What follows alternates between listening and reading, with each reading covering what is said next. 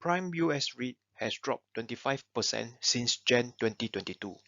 iREIT has dropped 23.6%.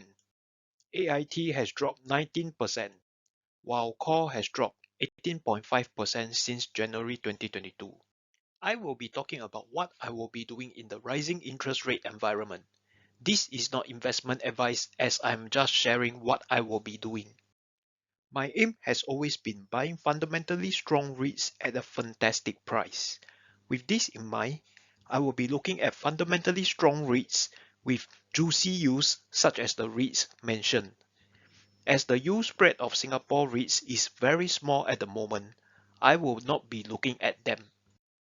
There are three reasons why I'm looking to buy REITs that are focused on foreign assets or currencies. My first reason being currencies such as Chinese yuan and euros are overly weakened over the short term. Let's look at the long-term trend of Singapore dollar against Chinese yuan. It is sideways. The long-term trend of Singapore dollar against euros is uptrend since 2008, but sideways since 2012, before the recent parabolic rise. Since January 2022, Singapore dollar is 7% stronger than Chinese yuan and 9% stronger than euros. My thoughts here is that the strong Singapore dollars is temporary only. As such, I will take the chance to collect REITs that are focused on foreign currencies such as CLCT and iREIT.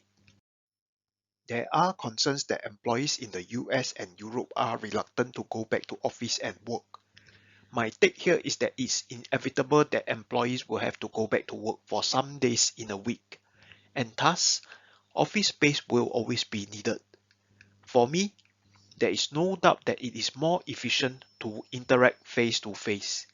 As such, I will take the chance to collect REITs such as the US office REITs and iREIT. My last reason on why I am collecting REITs that are focused on foreign assets and currencies is that the interest rate hikes won't last forever. Fed will be getting more aggressive if inflation is not flattening. But in my opinion, inflation is already slowing down.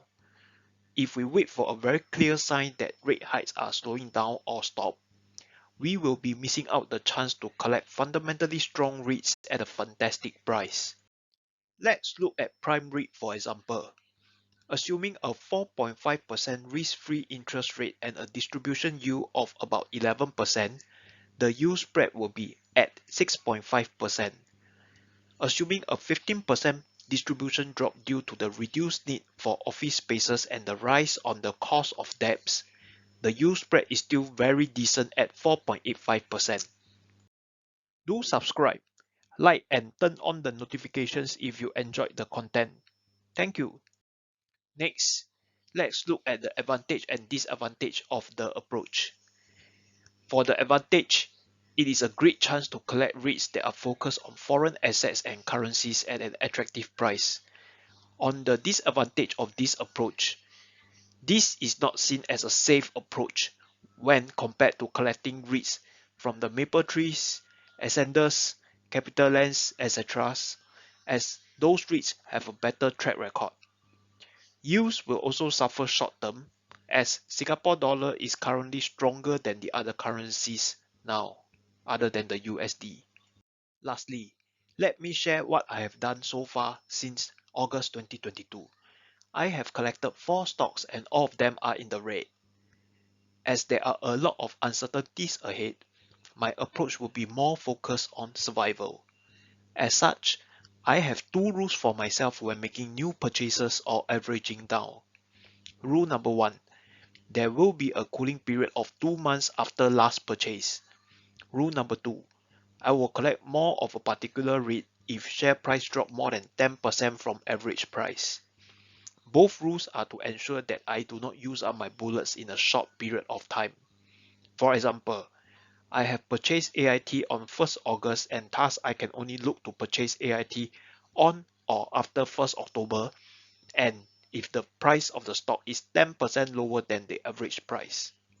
This is the summary of what I have mentioned earlier.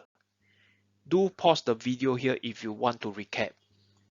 This is a list of reference I have used to create this video. Do subscribe and check out my other videos. Have a great day ahead.